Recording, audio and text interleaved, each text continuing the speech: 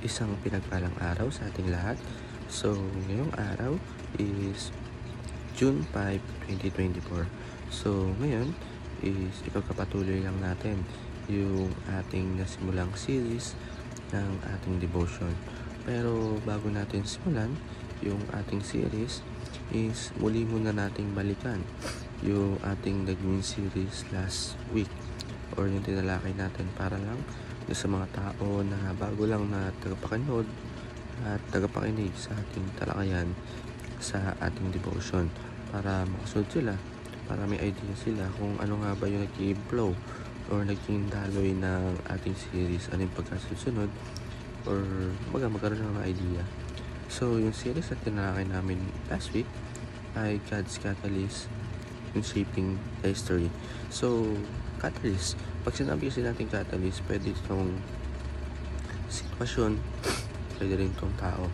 For example natin is, ang ginamit na catalyst ni God is si Jesus o yung anak niya. So,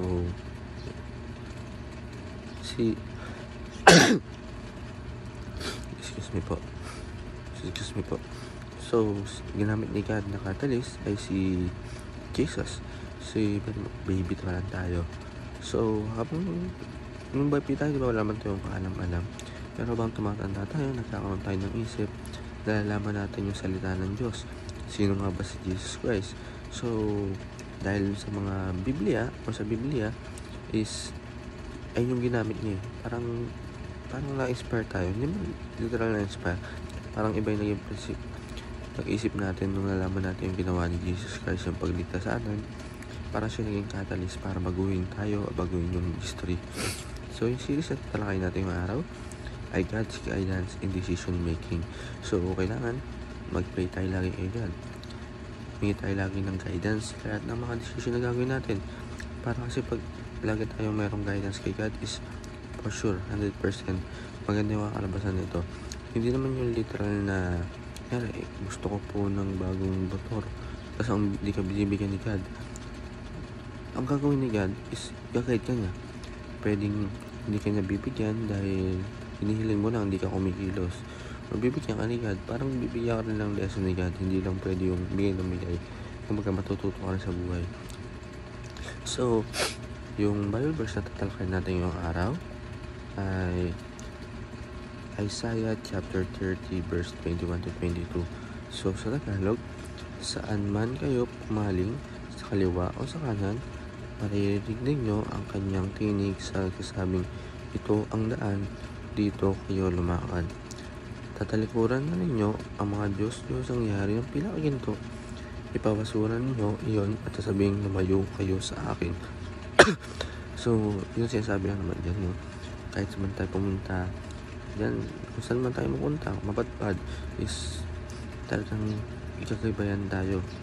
Gagamayan tayo ni God. Parang hindi na naman siya lang yung gagawin natin Diyos, hindi yung mga ginagawa natin Diyos. So, para lumako natin talakayan, tayo lumako sa ating teaching at application. Una sa ating teaching, the Spirit teaches God's way. So, yung Holy Spirit na naka-guide sa atin is tuturuan tayo kung ano nga ba yung mga tamang gawain na parang nakasaad sa kagustuhan ng Diyos. Number 2, the Spirit tell us where to go. So, yung Spirit is parang nga, gina-guide tayo. Sabi nga sa Biblia, di ba? Mapunta ka man sa kanan o sa kaliwa, talagang gagabayan tayo ni God. Sa last sa ating Spirit teaching, the Spirit cause us throw away our sin.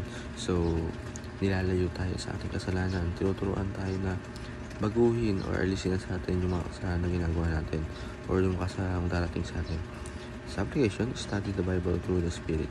So, kailangan, hindi lang pwedeng pag nagbasa tayo is papasahin lang natin.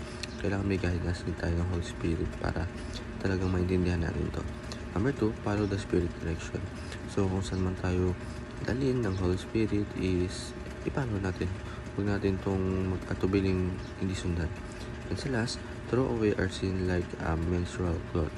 So, yun, like a menstrual cloth, i-throw natin, alisin natin yung mga sin sa ating sarili. So, ilan po para sa araw na ito, naway may natutunan tayo sa pakinig at panonood. God bless to all.